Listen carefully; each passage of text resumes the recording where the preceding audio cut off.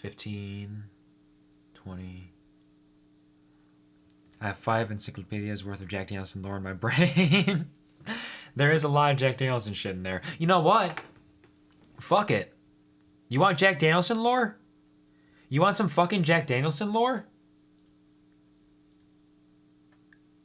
I'll show you Jack Danielson lore, you motherfucker. Hold on. I will find... Where is it? I have so many text documents. Is it this?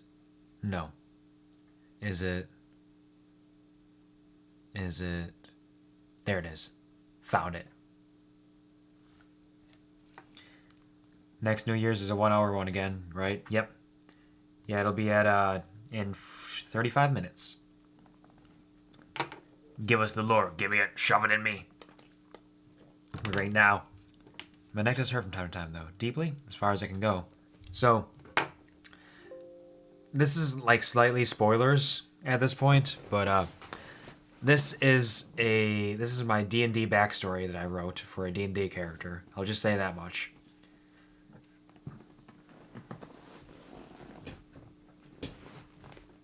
And you'll see where it goes from there. I haven't read this in a while. I wrote this a couple of years ago. Chapter 1. Genesis. River Song. The name her mother had given her was River Song. She didn't remember much of her early childhood. Snippets and moments and feelings remained, but little detail. She remembered her mother singing to her while she was drifting to sleep. She remembered her mother weaving stories to pass the time. She remembered her mother telling her that she was strong and beautiful and special, and that she could accomplish great things, but even if she didn't, she would always be loved. She remembered her mother. Mother. Her father was a Johnny, a particularly errant, free-spirited one with little care for responsibility and stability. A Johnny is a type of genie, sort of, in D&D. A true nomad, he had stumbled upon a small farming village overrun by dirt, crops, backwoods peasants, and a jewel. A single jewel shining amongst the filth. The woman did not have a beauty beyond the bounds of her station. She was beautiful, yes. Long, raven-black hair, pale, delicate skin beneath the dirt. Nothing compared to a noble's, though a touch beyond what one would expect from a peasant. But her nature, the intensity, passion, vivaciousness of her drew the Johnny in, promising him a fun pastime at the very least. He courted her, wooed her, unperturbed by her spurning of his initial advances. She was strong-willed, but he had otherworldly confidence and charm, and it was only a matter of time that she fell victim to his machinations. The more reserved members of the village felt uneasy around the presence of the Johnny, felt something off about him despite his mostly human visage. The woman was more open-minded, less restricted in her ideals, and surely cut out for a life much more extravagant and full of exuberance than the one she was destined for in this secluded village.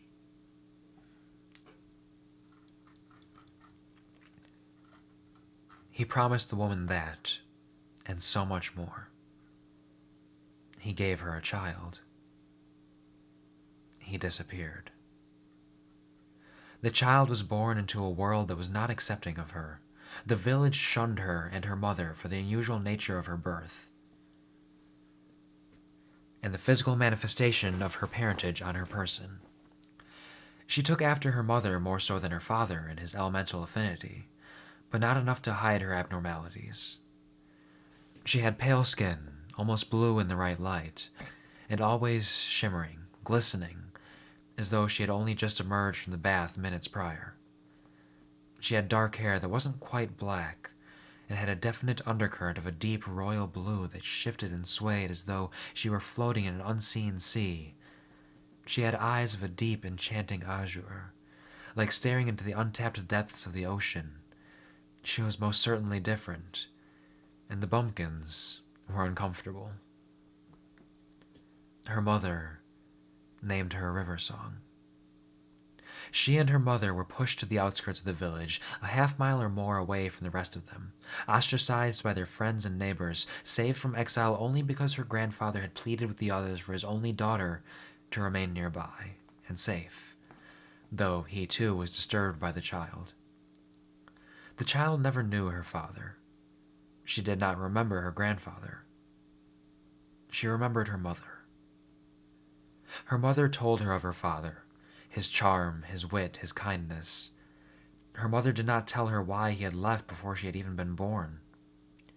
To this day, she did not know whether or not her mother even knew the reason. She had only told her the good things, the fond memories. She did not remember much from her early childhood, but one day was burned into her memory, a day she would never forget. She was 5 years old, and it was the day the music died, and she lost her song. An eerie stillness sat over the village on the horizon. As the day dragged on and the quiet persisted, she remembered her mother seeming wary, a look of concern darkening her face. The silence stood out all the more since the day prior had seemed a tad bit louder than normal. Her mother stopped working every few minutes to gaze toward the village with increasing persistence. After a time, they saw a familiar face approaching them. She did not remember his name,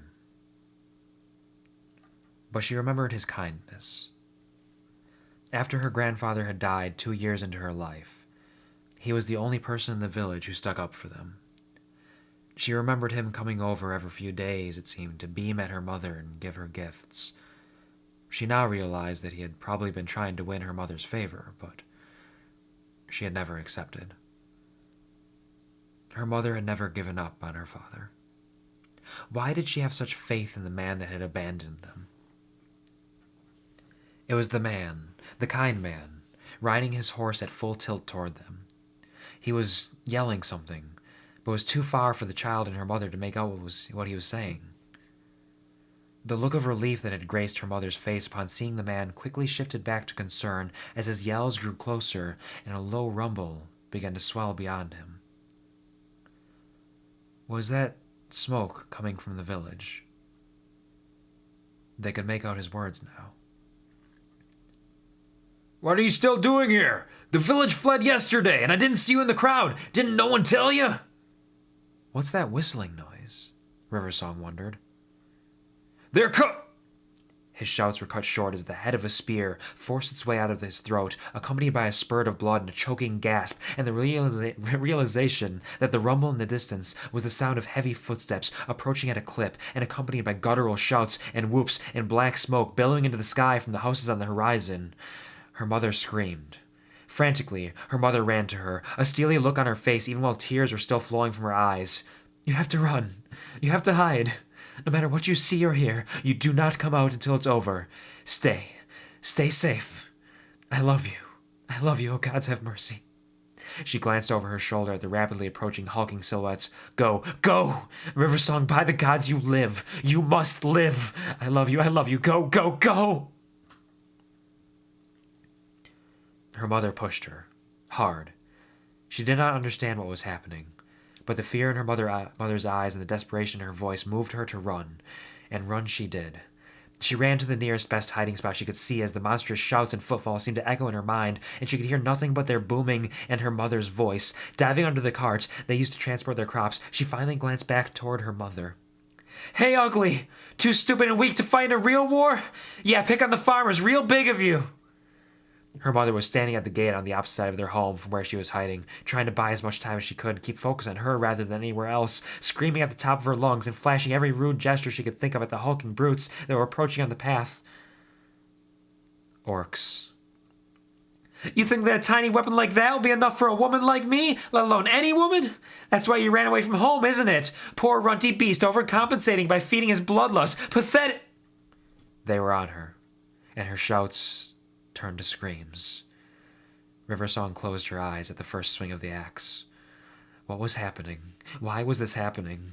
Her thoughts were in turmoil, her eyes burning with tears, her ears deafened by the sounds of screaming and yelling and laughing. She did not know how much time had passed, but it felt like an eternity. She heard one of the orcs yelp as if surprised, sounds of metal clashing against metal, the whistling of arrows flashing through the air, crackling, grunting, roaring, laughing. Different voices, not the beastly tones of the orcs. Someone else? Riversong opened her eyes. She saw the orcs falling back, pursued by an odd collection of creatures, a man wielding a sword twice the size of his body, smiling boldly as he swung it with abandon, a blue-scaled beast standing on 2 legs and shooting electricity from his mouth, a being made of shining metal, with crystal eyes, shooting arrows from a bow that seemed to glow with a light all its own, a short, stout, stocky woman, raining blows down the orcs with her bare fists, seemingly phasing in and out of existence as she leapt from foe to foe, and...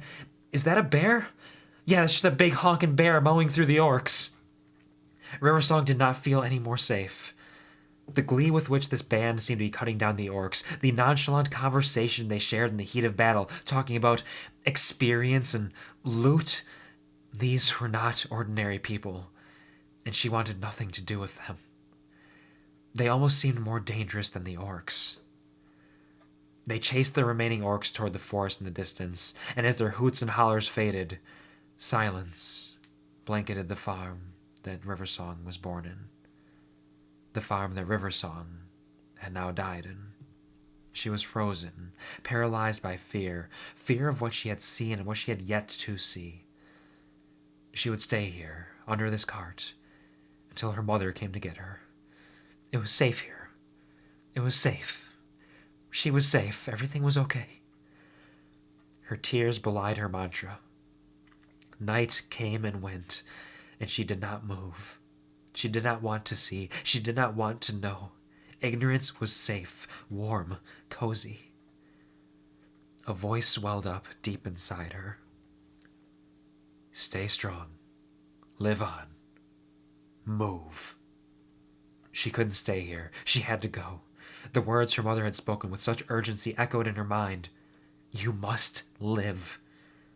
River emerged from beneath the cart and began to walk toward the gate. She stopped. She clenched her fists, unclenched, wiped the tears from her face, clenched her fists, unclenched. River balled her fists in the hem of her shirt. She began to walk again. Destruction, death, blood, the stench, the smell of decay. Flies buzzed around the massive bodies, crows picking at the meat. Orcs lay all around the gate, burnt, sliced, smashed, skewered, torn to pieces. And there lay her mother. Determination etched into her face, even as it was warped into a silent scream. River bit her lip. Her mother's body was cleaved near in two, her clothing torn to shreds, legs and arms torn from her torso, and River closed her eyes. You must live. River sniffed, swallowed past the lump in her throat, and looked up toward the sky. A voice echoed inside of her. Be strong. She began walking. River did not look back.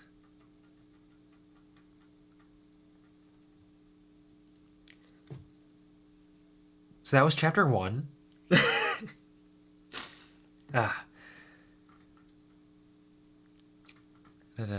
on, I gotta go back up and scroll up a bit.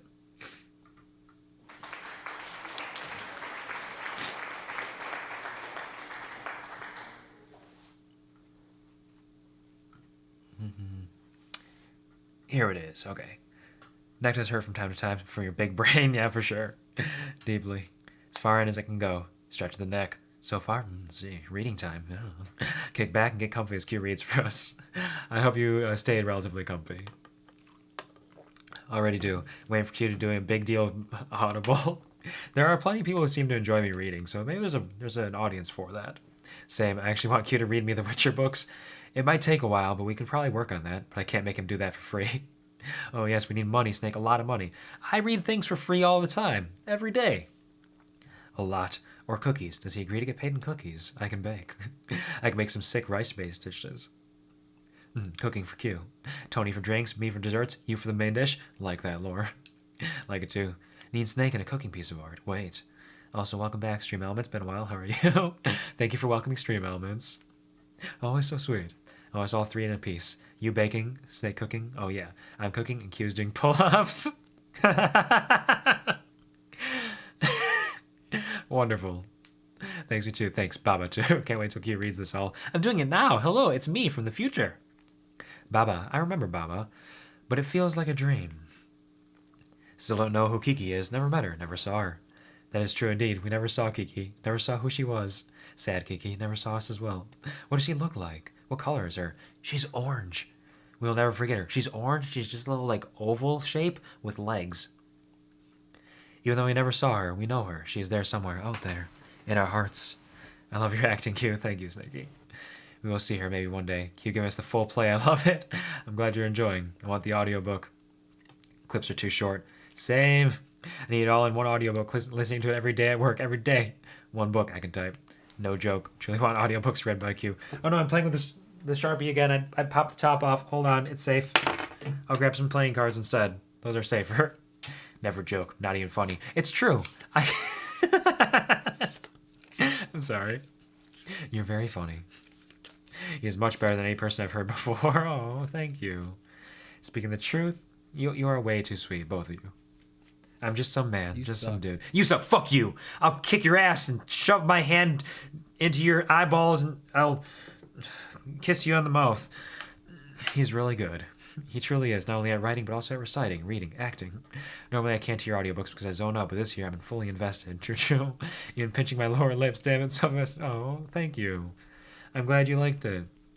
I kind of forgot how emotional that got. It was a little easier to act it out when I was crying myself. Yeah, oh my god. The chills. It was fucking sick, Q. Fucking sick.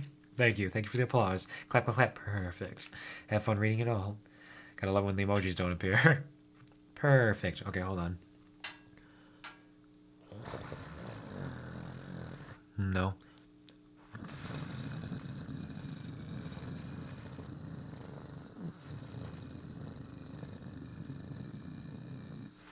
That one was kind of okay. It's okay, Snake. I can see them with my third eye. Thank you. You're welcome. Glad he likes the lore. Have you liked the pull-ups idea? Yeah, it's a good one. I like that. It's funny. Glad too. So who is painting it? I'm no artist. She sounds tronky. Love that. Love it. Q, shuffle master. Don't paint yourself. No, not funny. Never funny. Damn. What? Where? Who? What? This turned interesting. Kinky? Sounds like a fun time. I'm almost down here. I am. Hello, it's me. Good enough for me. You get there one day, Snake will help you with learning the I'm sure. Let's welcome him with a hug. Huggy! Thank you. Thank you for being comfy and cozy with me. I promise you, the rest of this backstory isn't nearly as sad as that part was. At least as far as I recall. It's probably fine. So we'll move on to chapter 2 now they got caught up a little bit. Hello to now chat. Chapter 2. Again, not going to be nearly as sad as the first one. Chapter 2. Isolation. Years passed. River didn't know exactly how many. 3? 5? She couldn't keep track and it felt so long.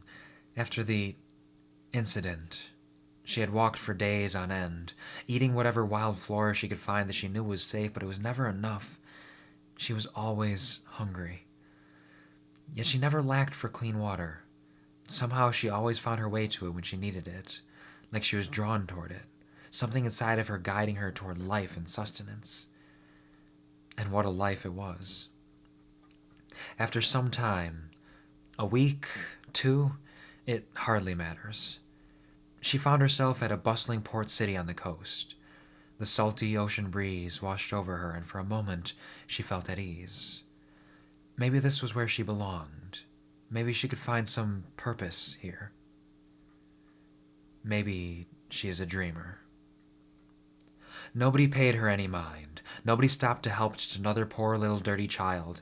She had to fend for herself and against the other orphan snots. They had their own little groups, and none of them seemed to want anything to do with her.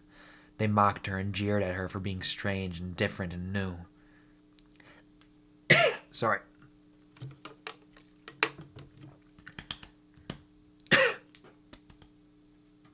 I'm okay. They call it hydration, not low-dration. Drink. They call it hydration, not low-dration. Drink. Stretchies.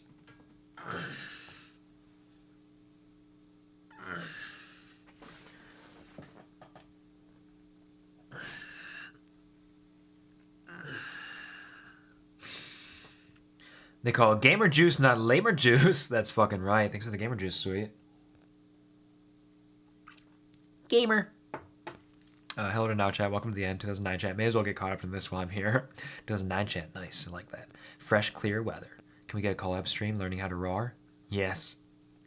You okay? Really? Yeah, I'm fine. I just I don't know, I inhaled some saliva or something. That's right. Gamer. Have you ever wondered, who are these they that Q refers to? They mocked her and jeered her at her for being strange and different and new. What's with the hair, freak? Why do you look like that? Stay out of our territory, fresh meat. Eat my shorts, cunt! I would have left if I was your parents, too. River just wanted to be left alone. She didn't even crave acceptance from them. She didn't want to join their foul ranks.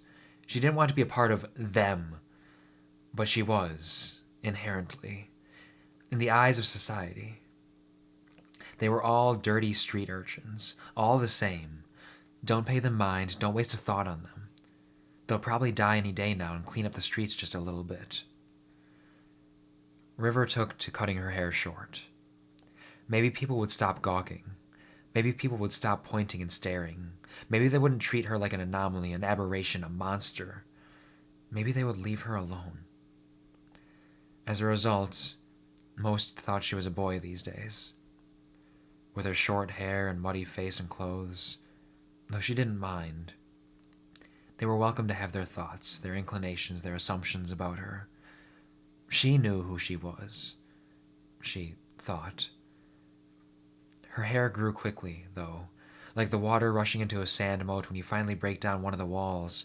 She had to cut it every couple of days just to keep it from waving about, meandering, drawing attention. A nuisance. She was a nuisance. Her hair was a nuisance. Why did she even try? Maybe she should just give up. What is the point? Is any of this worth the trouble? Is she worth the trouble? You must live. Stay strong. The voice always echoed inside of her, pulling her out of the trenches and throwing her back into the fight. River was not going to give up. She wiped the tears from her face and trudged onward, day after day. Surviving. Learning. The worst of the children in the city were the gnomes. They were always smiling and laughing about something, loving every second of their lives. Their jokes and chittering laughter initially drew River in, hoping for some jovial acceptance. But as soon as she was within earshot, it turned out that she was the subject of their jokes. Pointing and laughing about her misfortunes. How could they be so cruel? How could anyone with their status, their privilege, parents, homes, food, how could they dare to mock someone less fortunate? River learned to steal. She had to survive. The easiest and, frankly, most delicious place she stole from was the weird hole-in-the-wall hovel that sold hamburgers. It wasn't the most popular of places in the city and only had 1 or 2 people working at a time, so it was easy to get in and out with a hamburger or 2. She stole from them so often that the gnomes took notice. Look at the little beastie taking those hamburgers again. Maybe we should tell on him. He takes so many hamburgers he'll run them out of business. He specializes in stealing hamburgers. A hamburglar! Their laughter echoed off the close walls of the buildings in the alley. Hamburglar. That became their new pet phrase for her. Hamburglar. Hamburglar. Hamburglar. The word echoed in her mind like it echoed off the walls. What gives them the right? Stay strong. And she did. River persevered against all odds, day after day, week after week, month after month, year after year, alone, isolated, ostracized, fighting back against a society that seemed hell-bent on beating her down and snuffing her out. Never give up, never surrender, always alone.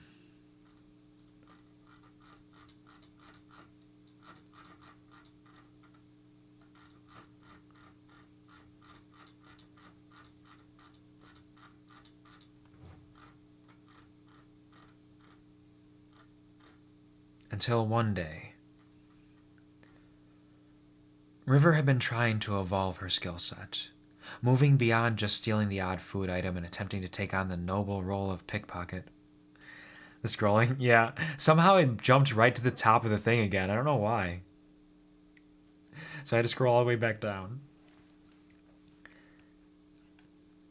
River had been trying to evolve her skill set, moving beyond just stealing the odd food item and attempting to take on the noble role of pickpocket. If she could just steal a little bit of money from these hoity-toity merchants and craftsmen, she could have so much more. Imagine, real, fresh food, a blanket, luxuries beyond imagining. You'll never get them like that, boy, A gruff voice whispered in her ear.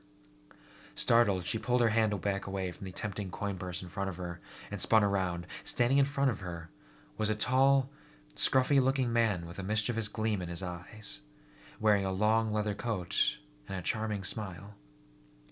They'd feel that in an instant. Where's your technique, boy? The man squinted his eyes. Girl? You're a girl.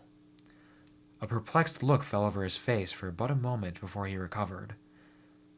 Even more reason for you to be better than that. Where's your grace, your poise? Come with me. The man spun on his heel and began walking down the alley behind him. River was dumbfounded. Someone had acknowledged her? She had spent so many months practicing passive invisibility, avoiding attention by virtue of being reserved, unworthy of attention. Sure, it didn't work great, but she was getting better. And he recognized her for a girl? Who was he? The man stopped and turned around to face her. You coming? We have a lot of work to do. He smiled again. A smile of compassion?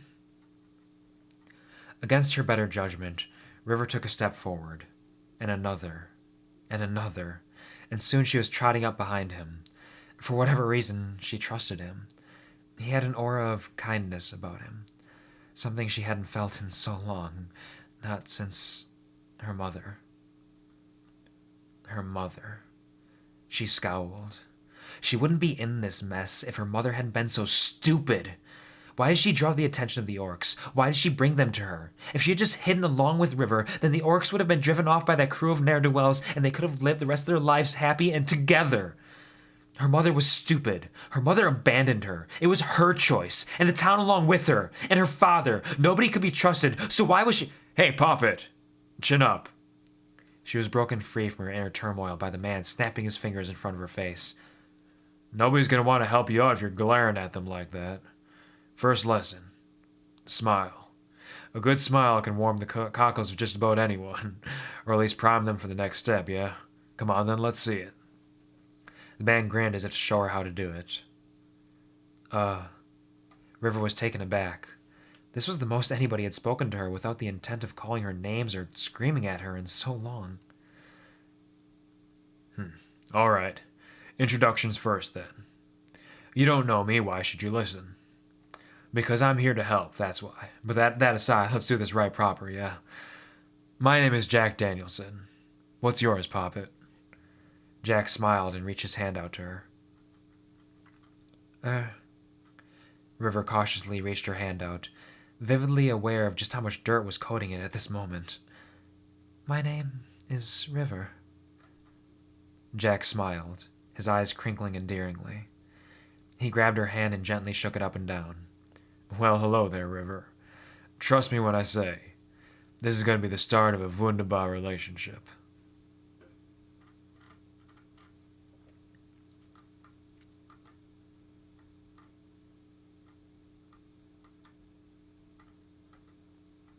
That was the end of chapter 2. I'm just scrolling up to read chat again. They, watching, listening, always, everywhere. Take the purple pill, Snake. Refuse. Snake, you have to join them. Take the pill. It doesn't hurt. You will only join Baba, them, seeing everything. I don't want to join Baba. Open up your third eye. Baba is supposed to be me. I swear to God, you will take the purple pill. If you want to or not, take it like a big boy. I will, but only after I finish the drawing. I put like 4 hours into it. Good boy. Wow, that's a lot of time. I can't wait to see it. I really hope you'll all like it. But to be honest, you text so much that time is, well spent. What do you mean? How can we not like it? Mean nothing. Yeah, what, right? Also 10 minutes till New Year. Again, New Year, it's coming. God, the scrolling, I laugh too much. Yeah. Like when Q scrolls his mouse wheel. It makes a noise. Same brain cell in sync. Always. So how big is this arc going to be? As big as in size, or what do you mean? Because what else? It's just Ranger Q standing in the ether. Yeah. Basically took a picture from Google and had been drawing over it for 4 hours. Me now wondering what else big could mean. My brain. I'm so big and so strong. Doing a lot of work on it. I'm excited. Can't wait to see it. Wunderbar. For instance, how big is it in a small image, a big image, or maybe big referring to how detailed? Thank you. What does wunderbar mean? You're welcome. Let's go. Yes, big image. Yeah. Damn, Jesus, that acting. Apparently you and me can make so much drama, sweet. Like we were there again. Holy shit. We are drama queens, apparently. I'm okay with that, I guess. Don't know. Love it, but it was great. Yeah, wunderbar is just like wonderful, basically. As far as I know. I could be wrong. There is a German lass here. German for wonderful. Nailed it! 1, 2, 3. Nailed it! Alright. I don't think I should start chapter 3 quite yet because it's almost New Year's. And I don't want to get cut off partway through when I'm reading it.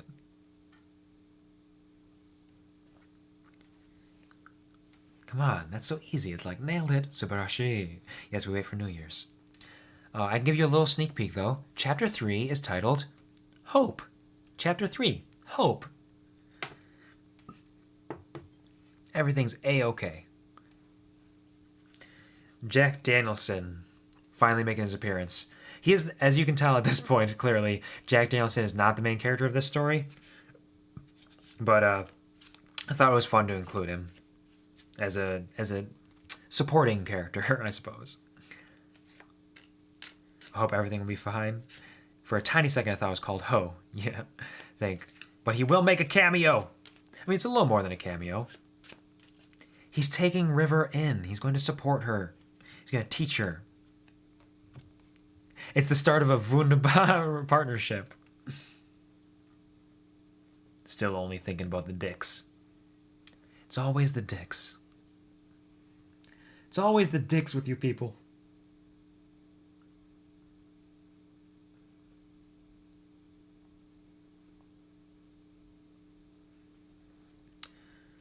Me? I wonder how many dicks. How many? Too many dicks will spoil the broth. Too many dicks, too many dicks. Don't get me between your dicks. What a time to be alive. Alright, we got about a minute.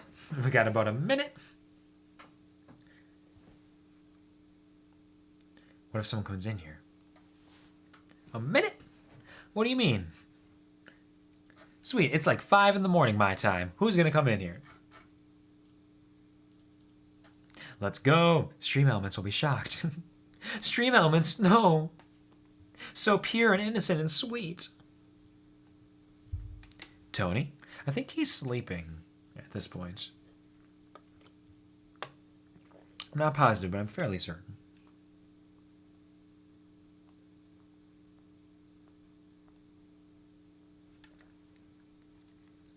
Tony likes to play with making Santa's asshole. Santa's asshole was pretty good. Can't deny it. You should be quieter than that.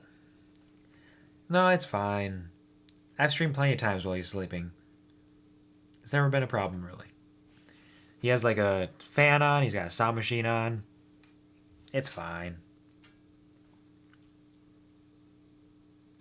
That being said, it is time for 10, 9, 8, 7, 6, 5, 4, 3,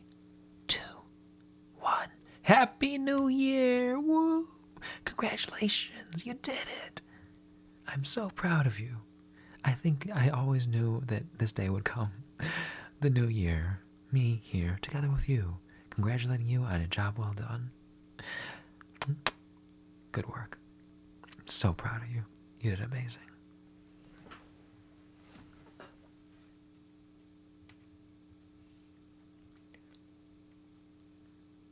Happy New Year! Let's go! Wunderbar. Countdown's in sync with cues on screen. Nice. Nice. Congratulations, Nick. Getting it down, getting it down, getting it down. We all here celebrating. Kiss, kiss. So nice. Wow, good. Wow, good. Wow, good. Wow, good. Wow, good. Wow, good. Wow, good. Wow, good. Wow, good. Wow, good. Wow, good. Wow, good. Wow, good. Wow, good. Wait, who's in 2009 now? Well, the last one is much of U.S. minor outlying islands, including Baker Island and Howland Island.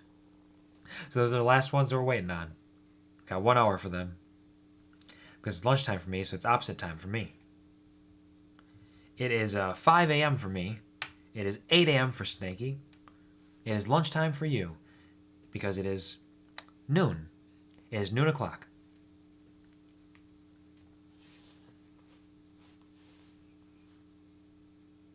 Right. Yeah. It is indeed a.m. for me. Time zones. Hashtag time zones. My brain. All right. Chapter 3. Hope. Jack had taken her in. Taken her under his wing. He was a drifter, a grifter, He was a drifter, a grifter, a mister with whiskers that was more than just a petty shoplifter. They set up shop in an abandoned house that he had discovered and begun her training. If you're going to live this life, you're going to have to get good at it. Do it right proper, with finesse and aplomb, you dig? I have, like, with a shovel or a hoe? River responded hesitantly. I forgot about that. You're not wrong, Sticky. This is Chapter 3 Ho.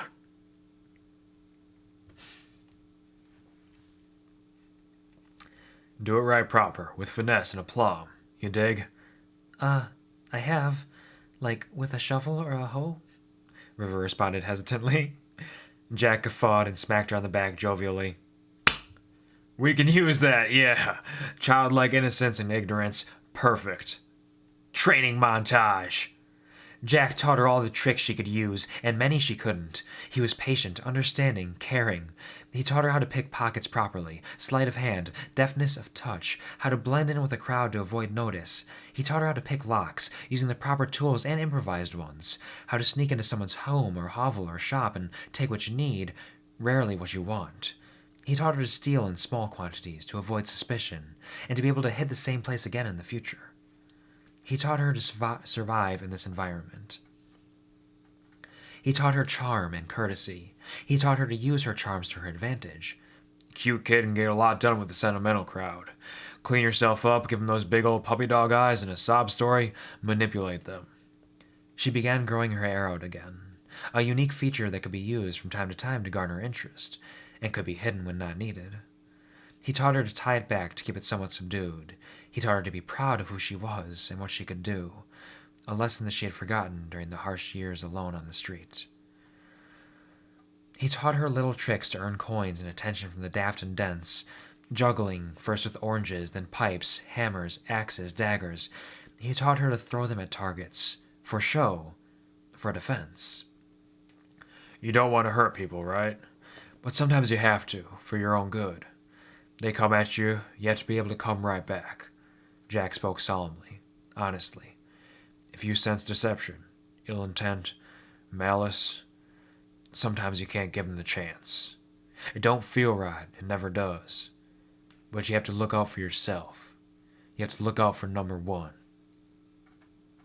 He taught her self-preservation, tactics, partnership. They worked as a team, Distraction, diversion, deception. Their little squatter's nest began to fill with bits and baubles and trinkets. She had a blanket, a pillow, a bedroll. She was sleeping in more extravagance than she had known in years. She had storybooks, scrolls, maps. He taught her to read, to interpret. She had luxuries, tools and toys of the trade and beyond. She had a little wooden cat that they had earned from a woodcarver for a display of deft agility, juggling hand axes back and forth, taking a step back with each toss, and urging the woodcarver to throw in as many tools as he desired. He was delighted. They were compensated.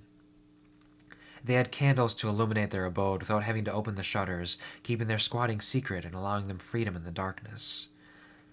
He taught her light. He taught her joy. He taught her fun. He taught her how to smile again. Nigh on 2 years had passed since that fateful day when they met, and it was time. Jack had been planning a big heist. A local shipping mogul was known to have a vault in his home, said to be filled with gold and jewels and riches beyond imagining. Surely the rumors were exaggerated, but according to his sources, his prying and peeking and observing and researching, there was at least a small fortune in gold lying in wait. I've taught you almost everything I know, and you're damn good at it, Poppet. Jack smiled at River and patted her on her head. She beamed. Now we put all the pieces together. One final lesson. We hit this right, get out of town, find a new place, and we can be set for life. Play it safe, of course. The plan was simple. The shipping mogul spent much of his time at home, but once every 2 weeks he took it upon himself to visit a particular brothel. He stayed at the brothel for exactly 3 hours every time, though details about what he did during that time were not forthcoming, or at the very least River was not privy to it. The point being that he left his home with only 4 guards, working for fortune, not loyalty. 1 at the main entrance, 1 patrolling the perimeter, 1 securing the first floor, 1 manning the study on the second floor. According to Jack's research, the vault should be located in the study. Now I know I'm putting a lot of pressure on you, but I wouldn't do that if I didn't trust you and believe in you. You dig, Poppet? I dig, Jack. River smiled up at Jack. I can handle this. Teamwork was the name of the game. If either one failed at their task, it all fell apart. There was a window to the study in the back of the house, only accessible through a private garden. Jack was to distract the guard patrolling the perimeter long enough to allow for River to hop the garden wall, climb up and through the window, find the vault, crack the vault, take what she could fit into the burlap sack that Jack had provided her, climb back into the garden, over the wall, and home free. I don't know, Jack. How are you going to keep him away that long? River was understandably a bit concerned. Don't you worry your pretty little head, Poppet. I have my ways. Jack tousled her hair. If worse comes to worst, and that he heads back, I'll just pull him away again. Trust me. Just make a bird call when you're done. The day had come. Jack and River watched as the shipping mogul left his house in a carriage, accompanied by 2 guards. The dynamic duo looked at each other, and Jack nodded. They split up and ran in opposite directions, taking their planned paths toward the back. From her hiding spot behind a nearby building, River saw Jack, stumbling up to the perimeter guard. She couldn't hear what he was saying, but after just moments, he was sprinting away with the guard in hot pursuit. Taking the opportunity, River used every ounce of her agility to swiftly and nimbly clear the garden wall and climb up to the window. First obstacle. The window was locked. Of course it was, but they had prepared for this. She pulled her tools from the burlap sack and deftly unlocked the window in a matter of seconds. Easy peasy, lemon squeezy. River rolled into the room gently so as not to alert the guard that should be standing right outside the door. Silence is of the utmost importance.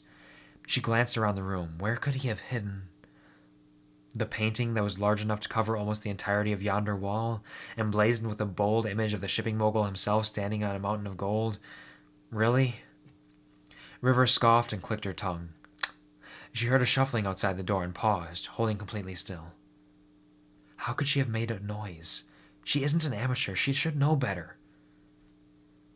Moments pass. Nothing.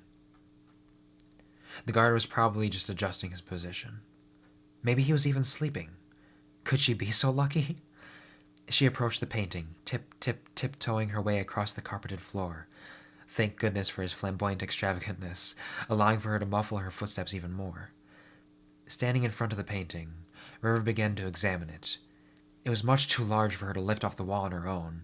Hell, it was probably too large for the man himself, too. Perhaps there was a mechanism of some sort.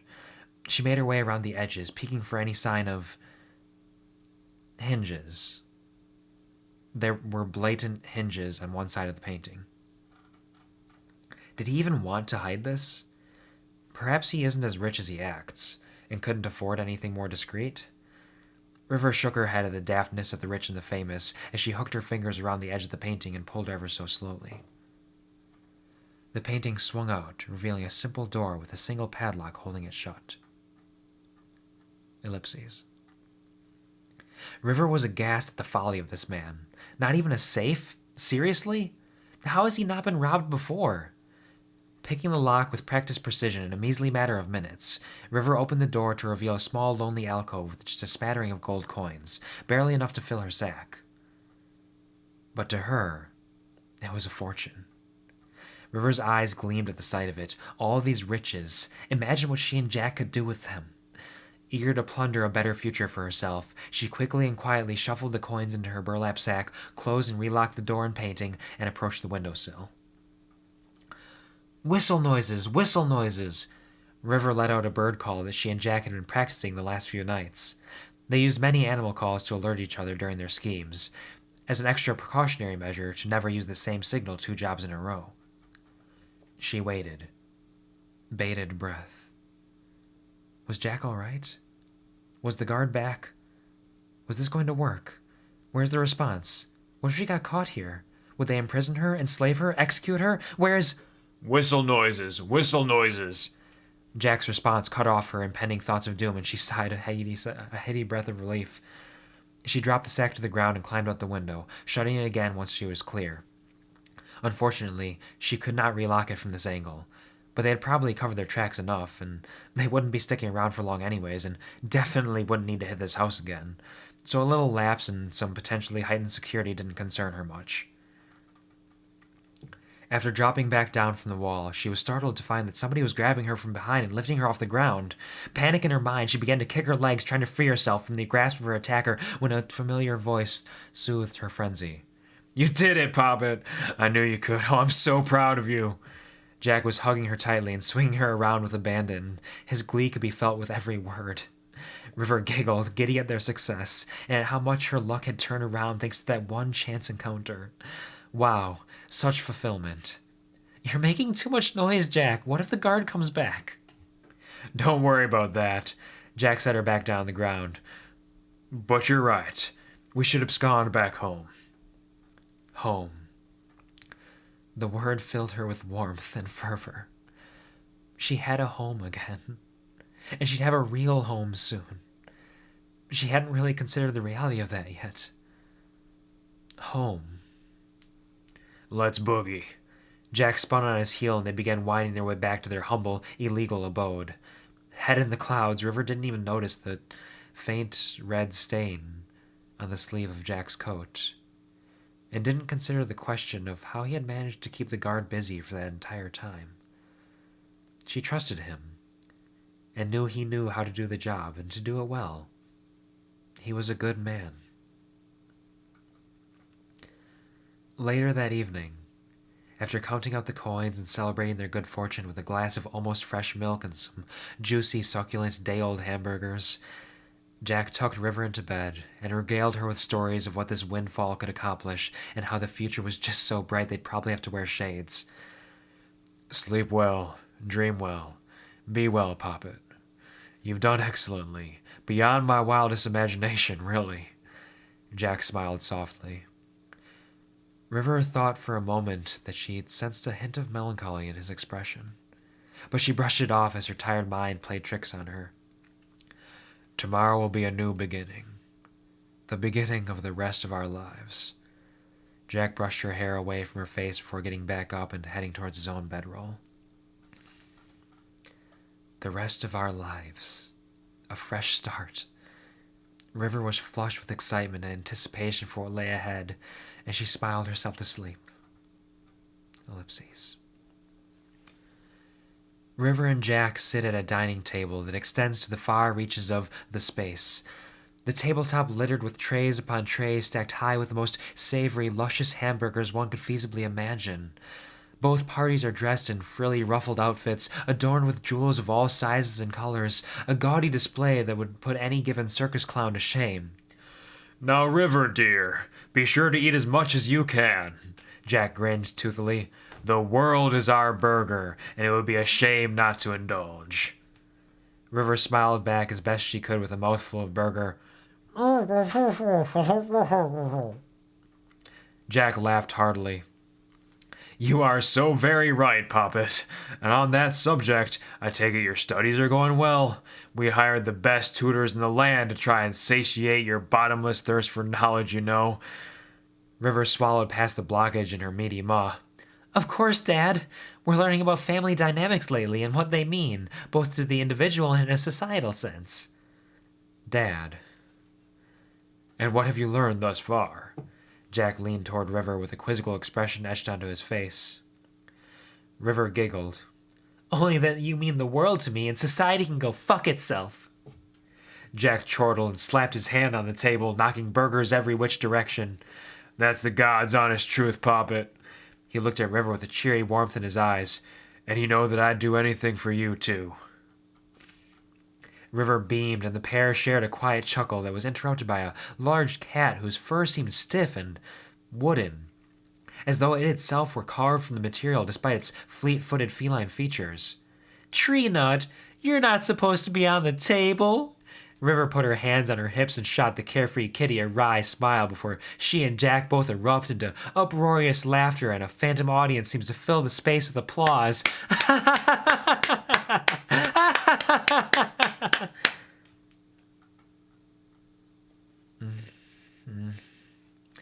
River groaned in a half-wakened state. "Oh, thank you, thank you."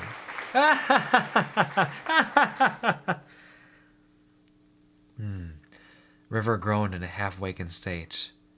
A dream, of course. A dream soon to be reality. Within reason. River coughed. "Jack, are there any wizards or warlocks that could animate a wooden cat and give it life?" River sat up in her bedroll and rubbed the sleep from her eyes. Silence responds. "Jack?" River looks around in the dim morning light. One final lesson. Jack? River notes the absence of the candles. One final lesson. Her breath catches in her throat. One final lesson.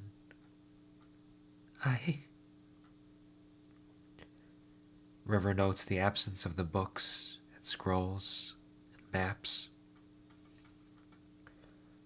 One final lesson. A pressure weighs on her chest. One final lesson. River notes the absence of the sack of gold. One final lesson. She's suffocating. One final lesson. River notes the absence of Jack. The silence is deafening, oppressive. The room seems darker than it ever had before. Empty, lonely. Just River and her bedroll, solitary in a desolate home. Vacant, silent, motionless.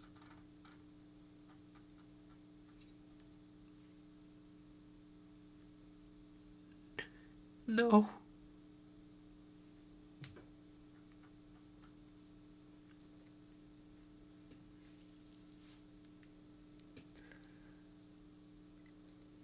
And that's the end of Chapter 3, Hope.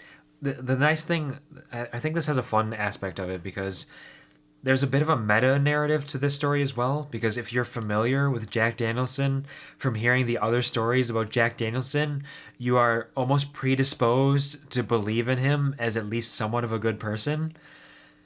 So I fuck with you on purpose that way and read you the Ballad of Jack Danielson and read you the AUs of Jack Danielson. She's like, it's Jack Danielson. It's my boy. Yeah, he's got a new story here. What's he up to? Oh, he's still stealing things. That little pickpocket. River's kind of taking the place of Puzzles, isn't she? Wow, it's like this cute little dynamic. It's this father-daughter thing. It's amazing, right? Oh man, Jack, you scoundrel, you rapscallion, you lovable chump. And then it's like, nope. Nope, he's Jack Danielson. He is a different Jack Danielson. This is an AU. Things change. Straighten up and wiggle. Thank you. I hate it, so I love it, so you're fine. Perfect. Yep, I was, and you betrayed me. I played you like a goddamn fiddle. So sad for you, Snake, falling for the trap. On the bright side, it doesn't get worse for me.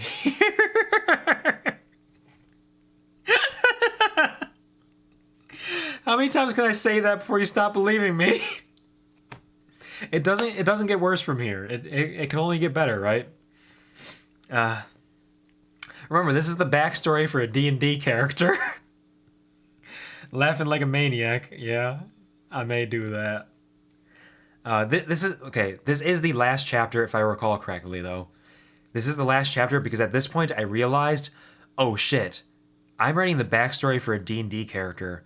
Why have I written 3 chapters? This is a whole short story. What the fuck? So this is why I start trying to wrap things up.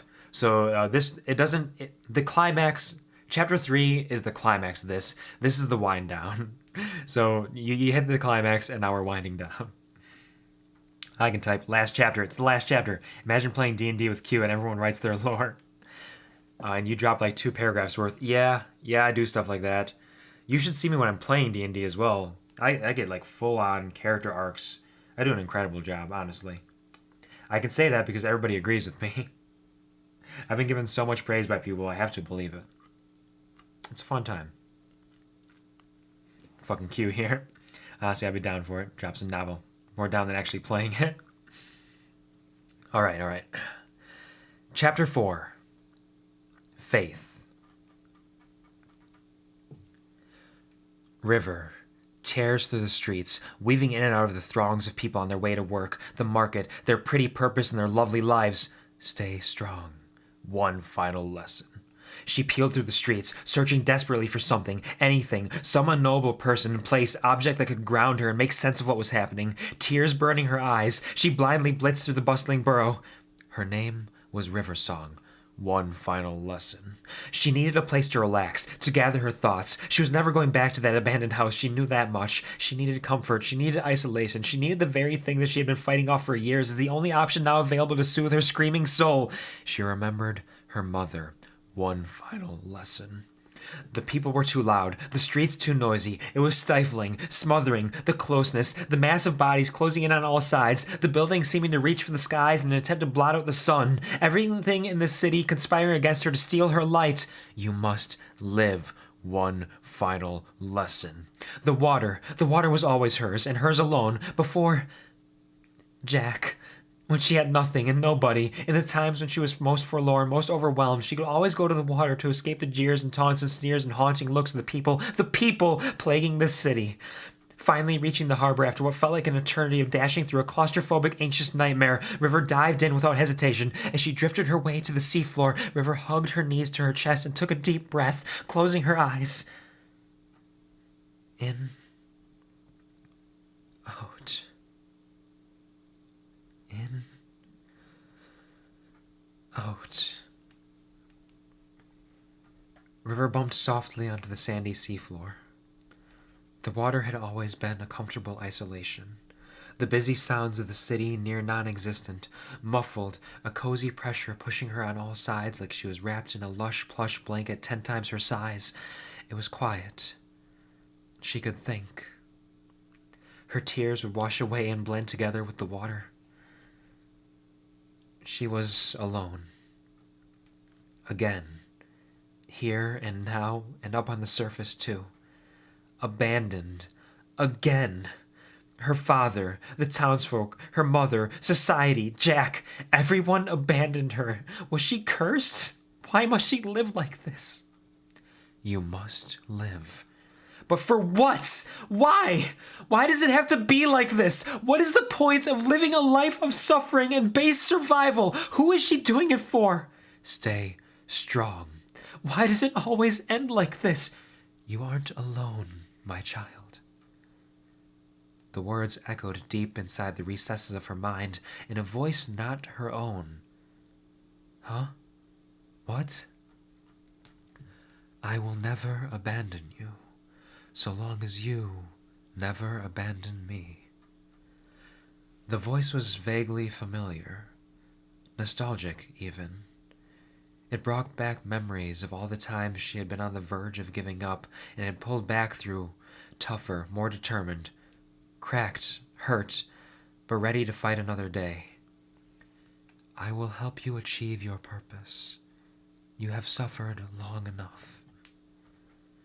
River didn't understand, but she felt a warmth spreading through her body. The cold isolation and despair that had been threatening to consume her being pushed out by the warmth. No, not warmth. A fire. Rise up, my child. The fire was now a blazing inferno, speeding through her spirit, fueled by years of injustice and hardship. She didn't deserve this. Her body was tingling as she looked up toward the sky, faint sunlight filtering in through the waves. That's right. I've had my eye on you for some time now. Come with me, and you will always have a home and a family. River didn't know why, how she could trust this disembodied voice after all the time she had been let down, betrayed by the people she loved, but there was something about it. Something in the way it spoke that promised her truth. Getting her feet underneath her, River pushed up, rising to her destiny, rising to her future. She breaks the surface of the water and is greeted by an affable shout. Standing on the shore was an older woman wearing a white robe beckoning toward her. Our Lady has sent me to guide you on the path until you can guide yourself. Come with me, child. River nodded, still a bit uncertain about all that was happening, but confident in the fact that she had nowhere else to go, and that she was strong enough to survive. No, thrive, no matter where her path led. She pulled herself out of the water and onto the harbor, stood up straight, proud, broken, and followed the woman as she walked toward the exit of the city. River was taken in at the Church of Saloon, more specifically at a temple a few days' ride from the port city that she had spent the last several years of her life in. All the worshippers were very sympathetic, compassionate toward her, and helped to ease her into the life of the devout. To be honest, she wasn't too certain about the whole piety thing, but she had nothing to lose. She spent several years learning about Saluna and her teachings and history. Being the curious soul that she was, she relished in diving deep into every new bit of knowledge that came her way. She didn't retain everything, and will never be known as the most devout in every specific sense of her faith, but she came at it with a fervor like the most zealous among them. During these years, she also spent time with some mental healers among the clergy, those who used not magic, but discussion and dialogue to decipher your deepest troubles and tried to help you come to terms and live with them. River was healing, slowly. They were piecing her back together. She would always be cracked, always carry the scars inside of her, and her temper would always be bubbling under the surface. But she understood better her position. She was no longer bitter. She didn't blame her mother, not wholly, for abandoning her in the way she had. She had surely only been doing her best to allow for River to live a full life. She made an effort to maintain composure, compassion for all peoples, though her history did leave her with a distaste for certain folk that she did her best to bury. She would never be the perfect devotee to the faith, but the Moon Maiden herself saw something in her. She earned her way, paid her dues. Years passed, learning, healing, doing menial labor to help out around the temple. She cleaned, she cooked, she made her way bit by bit. In her 5th year at the temple, had it really been that long? Time flew by. In her 5th year at the temple, she was approached by one of the head priests who claimed that it was time for her to begin a more specific training. That she was ready to learn the healing and martial arts of the clerics. She agreed. Though she loved the sense of security that she was afforded staying at the temple, she had a wild heart that yearned for more than just these walls.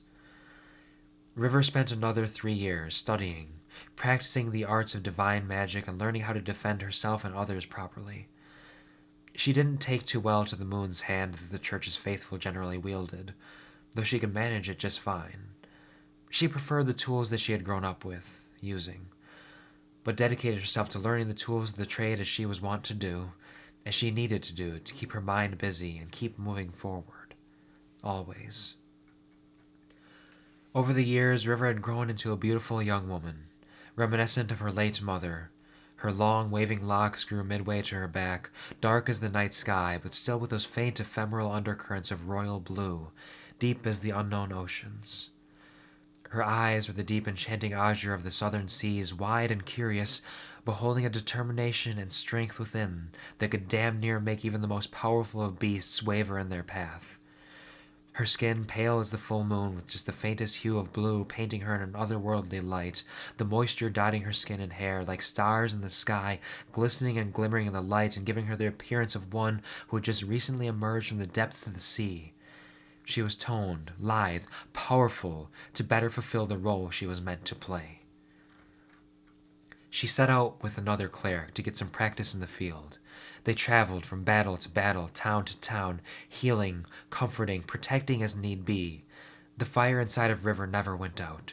She was ready to fight, but knew from her past and her teachings that fighting must only be done when necessary.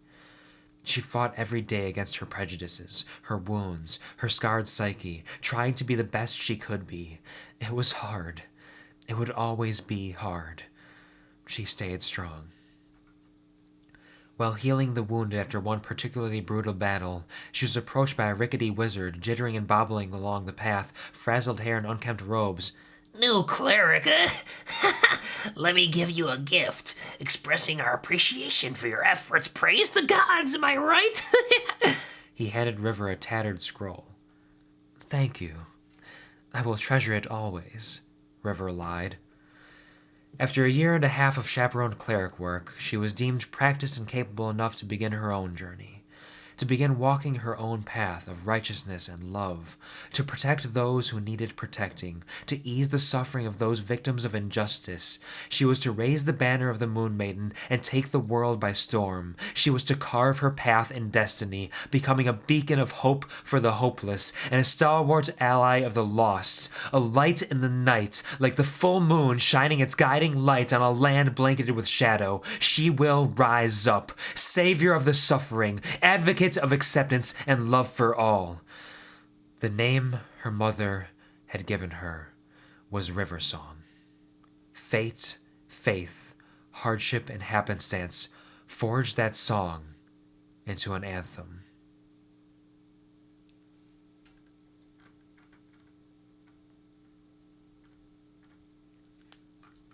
Oh god, I forgot that I wrote a meta joke in this. There's a little title thing here called Records of River's Song. The last page is missing, but for one small scrap of paper with 3 legible words. Buy Volume 2. That's some bullshit. Huh.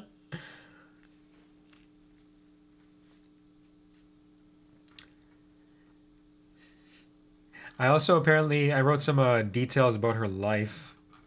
For the DM to understand the way she is supposed to work key points here. River still harbors a hatred and fear of orcs after the incident in her childhood. As a result, when encountering orcs in a battle situation, she must roll a d20 and suffer the consequences on her journey to work through her trauma.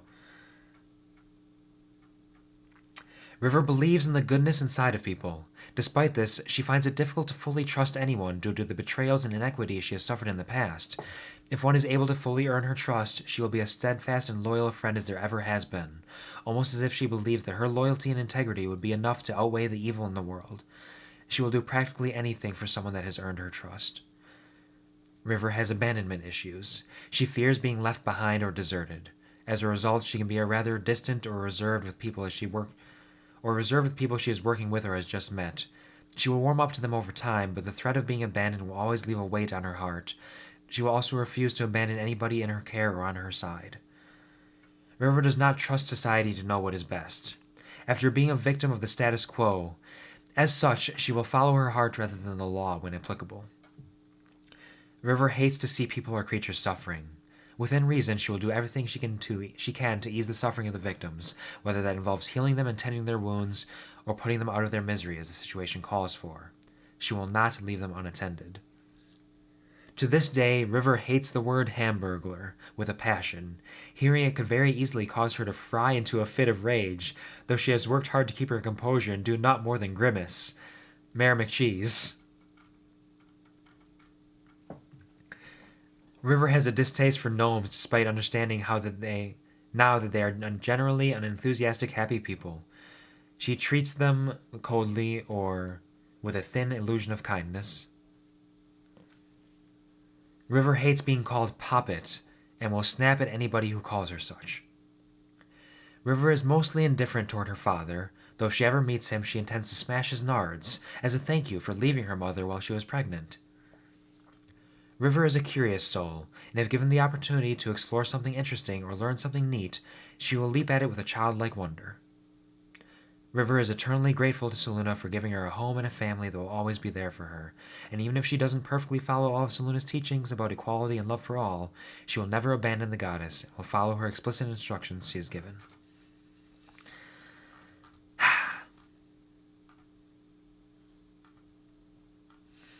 Okay.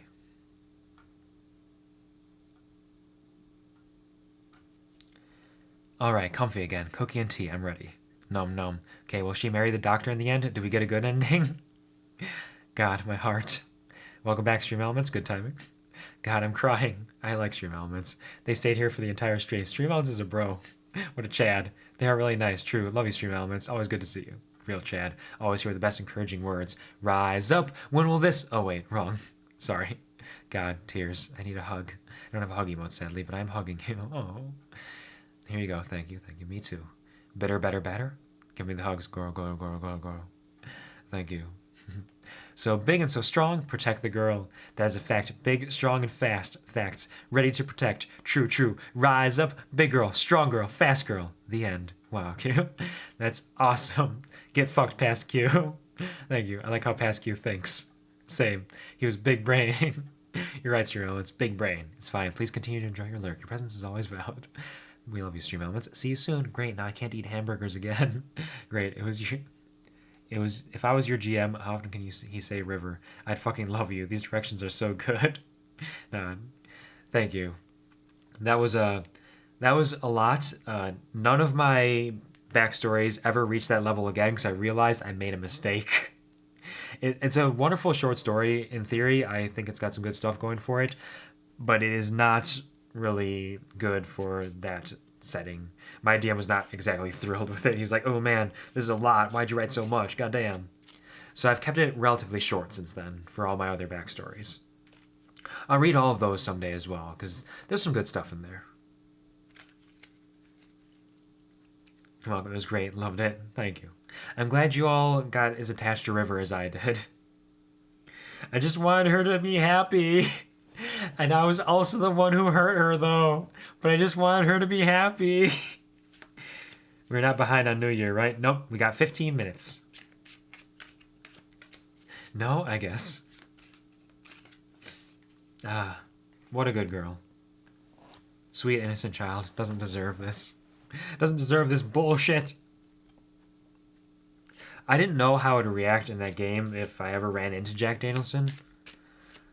Because, for one thing, it would be entirely up to the DM at that point to determine what Jack Danielson's motives were, why he did it, what he was thinking, because it's left open to interpretation in the story, because he's just gone. Why did he do it? What did he want from it? Did he ever care for her? Was he trying to teach her something, or was he selfish? He did say at that one point, always look out for number one. Was that advice for her, or was that him subtly saying, this is what I'm doing? I'm number one. I'm Jack Danielson. I don't give a shit about anybody but me. But then why would he... Why am I berating a character that I wrote for his behavior? What is happening? God damn.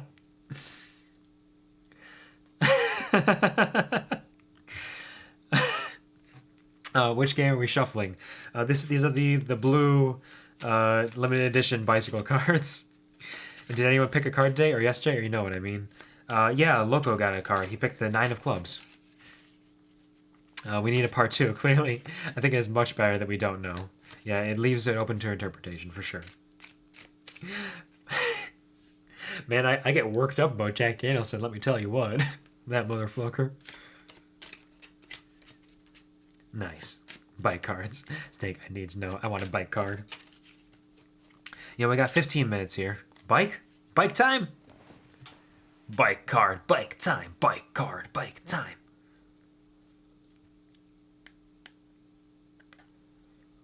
Alright, I can close out of this.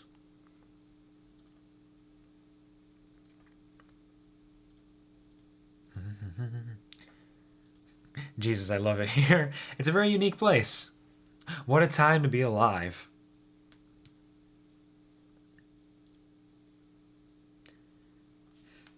Can I pick a card?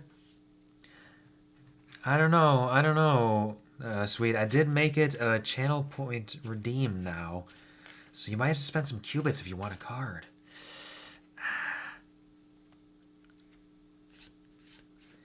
Here's like the best place. Do we need to redeem that? Also, hi, I've returned from Blanking Zombos. Welcome back, Violet. I hope you enjoyed your time with the Zombos. It is a decent place here. You just missed me reading a short story that I wrote and getting extremely emotional about it in a lot of ways. Where I was crying like the whole goddamn time, and then I started getting upset at the characters that I wrote. Like, what the fuck? What kind of man does this? It was fun though. It was a good time. What? Really? Fuck me. I didn't know. Where? What? Believe in the heart of the cards. It's true. I heard you. Oh, you were listening. Well, I'm glad that you were able to hear. Your stories are beautiful. Thank you. I have a handful of stories that I'm rather proud of, and that's one of them. That, The Ballad of Jack Danielson, Beauty and the Yeast is a masterpiece, I think. The AUs for Jack Danielson. Ooh, Caramel is a decent one. Caramel's a decent one, but it's unfinished, unfortunately. But it's decent. How long would you like me to shuffle, sweet? And would you like me to use a particular deck?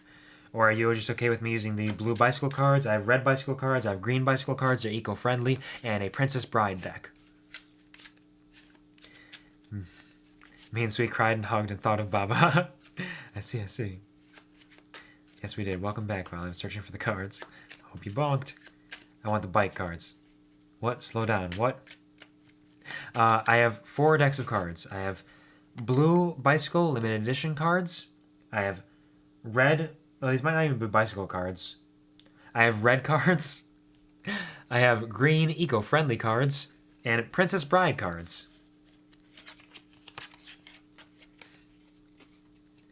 Think I'm done with the art? Oh, yo? Hey, yo? Just can't decide if I want to keep adding details. Hey, follow your heart. Follow your art heart. And let it guide you on your path to whatever horizon is shining as bright as it can for you. I want the blue bike cards. All right, how long would you like me to shuffle for?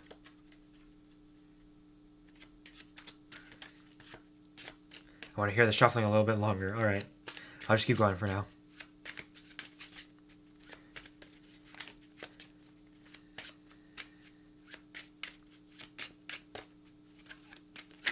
Shit. Ah, fuck.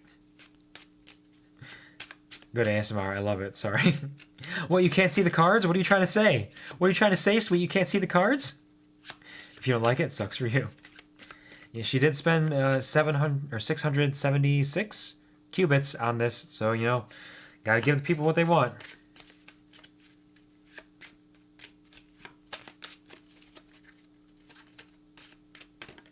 There we go. I'm listening till you drop a card. Nah, as always. I don't drop cards. I mean, sometimes I do, but not always. Shut up. You're not even my real dad.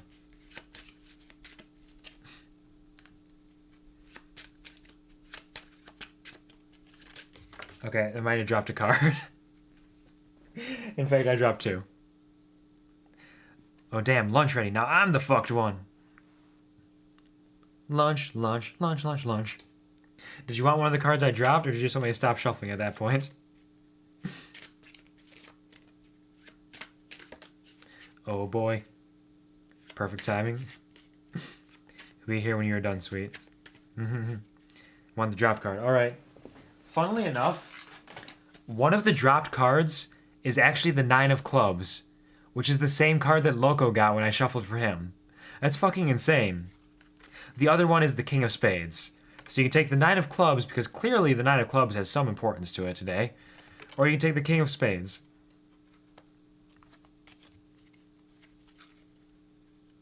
Give me the dropped ones. Stop shuffling. Thank you. Damn, that's perfect. That coincidence.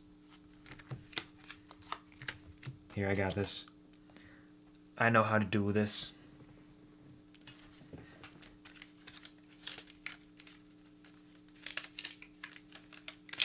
There we go.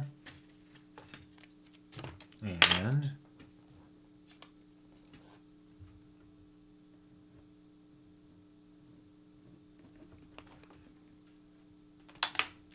pop it, lock it, and drop it. Nope, shit. I did this for Loco too. I don't know if this is going to be a standard for everybody, but I'll do it for at least a few people here and there.